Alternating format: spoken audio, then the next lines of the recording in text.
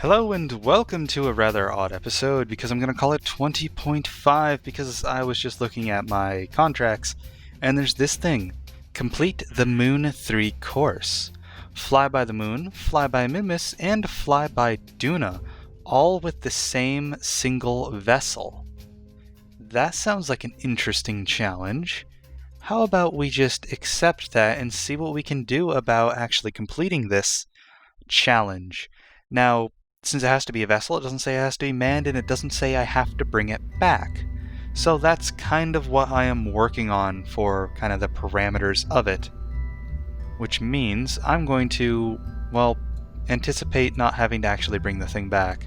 So we're going to make it a probe, and it's going to be a little tiny probe, because if you understand that you don't need to have a lot of mass to have a lot of delta V. And I believe I've stated this repeatedly, almost endlessly, to the point where you guys are probably severely irritated at me for it. But maybe the point will get across, so you'll understand this. Let's see, little tiny battery. Go back to fuel tanks. Now, I like these little orange ones because I think they work really well. And the reason I also wanted to pick this up so early, because we just sent our other craft off to Duna. Duna is still within that transfer window. Which, because Duna is still in that transfer window, means that our launch to Duna would be super efficient. Let's take a look.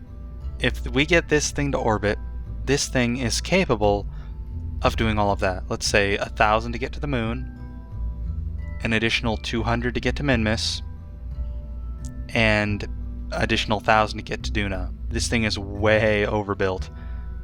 Let's assume we need 3K to do everything from orbit. Is 2 of these enough? Whoa, 2 of them is enough. I was honestly not expecting 2 of them to be enough.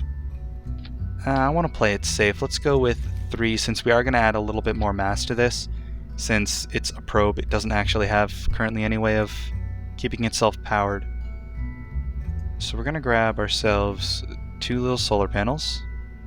I'm wondering, what's the difference between these? 0.025 and 0.01. Okay, so they're lighter, but they can also be put back, I believe. But we don't need to put them back because a probe's supposed to kind of have its solar panels out all the time. So we're going to put our solar panels out, and we're going to even put a little lightweight comm thing on this. So just one of these, that'll be fine.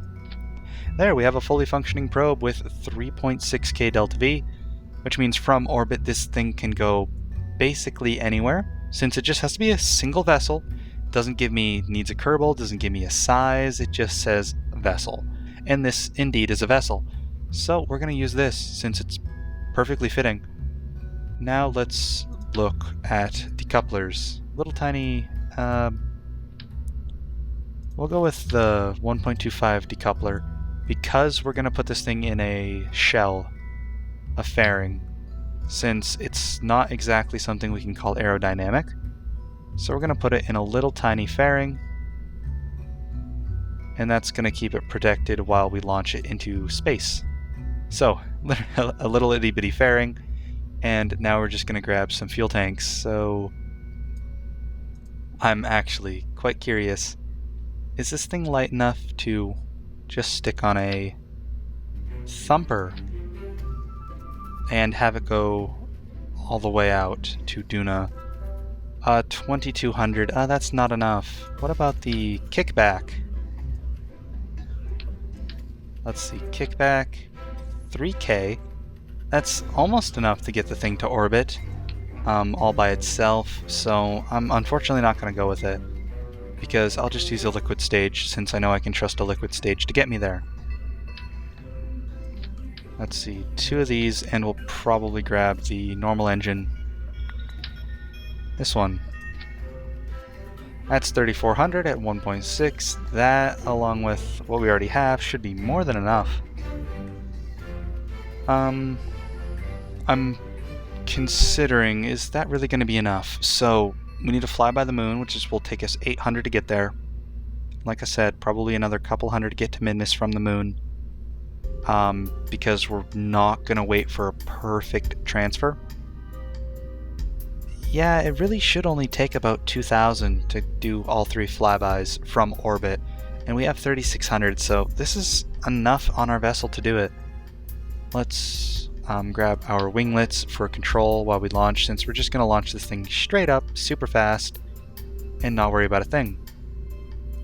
Okay, so this thing was called what? The Mooner 3 mission, I guess? The Moon 3 course. So we will just make sure we get that right. Moon 3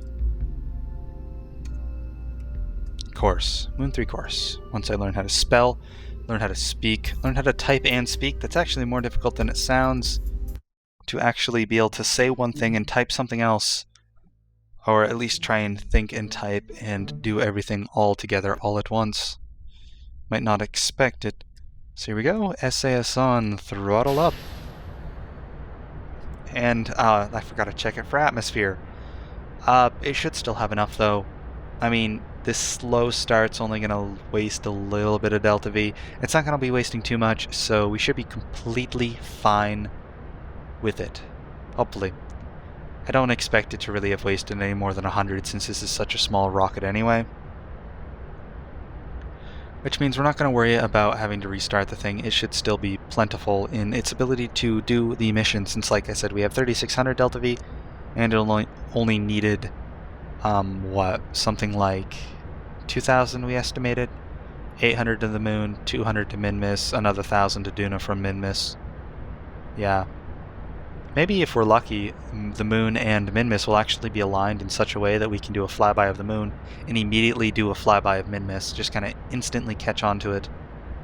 That would be pretty neat.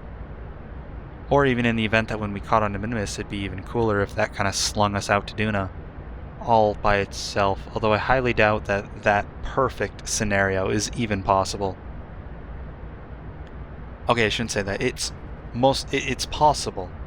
It's just that if that was the actual window from this random launch time, since I did wait 20-30 days since our last episode when we did the transfers out to Duna, 20-30 days, then I saw this contract when I was in the contract window, because I decided, I wonder if there's any really easy contracts like mine more ore from Minmus that I can just basically go reap free money from. And I noticed this one, so I thought it'd be fun to do. And now we're going to roll this thing over to post-commentary and speed up the videos so you guys don't have to endure me messing around with maneuver nodes for 15 minutes. Just trying to get a decent set encounter for everything.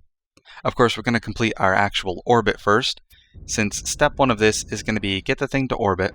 And I took the fairing off early because since the probe is so small, the fairing actually has a lot of mass impact on the delta V of this thing. The craft in general. So by removing the fairing as early as I did, I actually probably saved about 150 delta V on the bottom stage, which will make up for kind of the slow launch start that we did have. Now, my initial goal was just get an encounter of the moon. That's all I wanted for my first encounter, and that's all I really aimed for. The second bit of my encounter, what I'm trying to do is just set it up so it might work to go to Minmus later.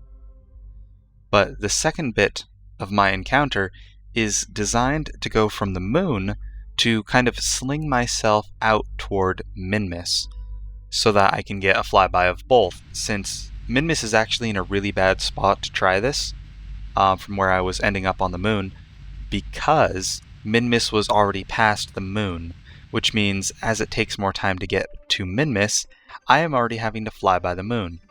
So if Minmus was further back along its orbital path, then this would have worked out perfectly. However, since Minmus is further ahead, then it's a little more complicated to try and get one that might work. So, like I said, after about 15 minutes of messing with maneuver nodes, I managed to get one that is acceptable, that still has me fly by the moon, and has me go reach Minmus. Now, of course, the patched conics don't update just yet with KSP, they kind of switch. But ultimately this is the orbital path that I'll be getting.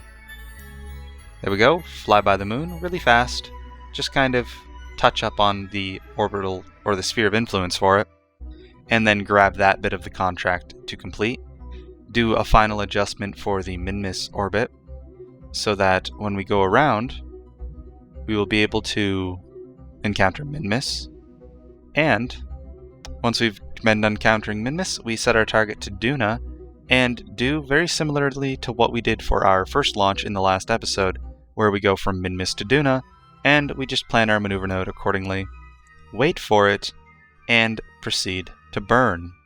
Of course, having gotten all of our flybys, and now, once we wait in orbit to go around for this maneuver node to actually happen,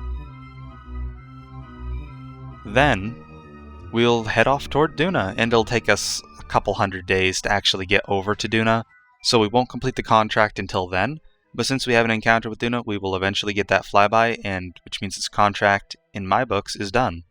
And I think this goes to show that you don't need a large craft to do a rather intimidating contract that requires you to fly by 3 different celestial bodies. It's actually much easier to use a smaller craft because it's just less fuel. You don't have to cart so much into space. You can cart a little tiny probe with 3 lifesaver-sized fuel tanks and get to these 3 different places rather easily. And it would have been even easier for the launch stage we used to have carted that into space with a bigger stage. So there's plenty of expansion that we could have done on this to do even more planets in a single launch. But anyhow, that's going to bring us to the end of the 20.5 episode. I thank you all for watching. This is PTT GRW signing out.